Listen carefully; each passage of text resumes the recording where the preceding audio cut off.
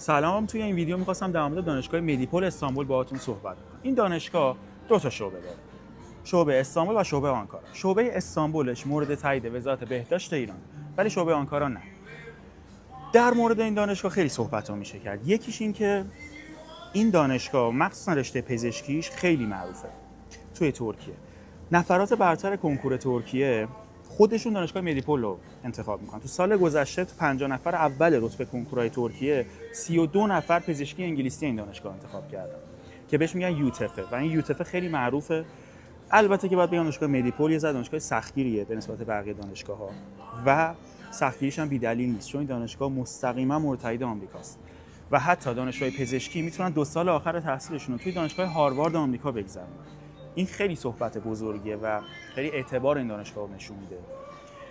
این دانشگاه هم که گفتم متحد وزارت بهداشت ایران هم هست، متحد اروپا و آمریکا کانادا هم که هست. 2 تا کامپوس داره، کامپوس هالیچ و کامپوس کاواجیک. رشته‌های فیزیوتراپیش در حال حاضر ما تا 25% میتونیم براتون بورسیه بگیریم. برای پزشکی دندون و دارو هم به همین شکل تا 25% میشه بورسیه گرفت.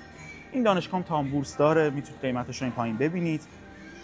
و دیگه از چیزای دیگه این دانشگاه که میشه گفت فضای خیلی بزرگ دانشگاه است، فضای خوب کلاساشه، امکانات خیلی خوبی که در اختیار میذاره، اساتید خیلی مجرب که اکثرشون توی تلویزیون‌های خود ترکیه میان صحبت میکنن. تنها ایراد این دانشگاه یه ذره به نسبت میشه گفت هزینه‌شه که البته چون ما 25% براتون بورس میگیریم این موضوع رو براتون حل کردیم. موضوع دوم سختگیریش توی رشته‌های پزشکی و دندونه. بقیه رشته‌ها اوکی.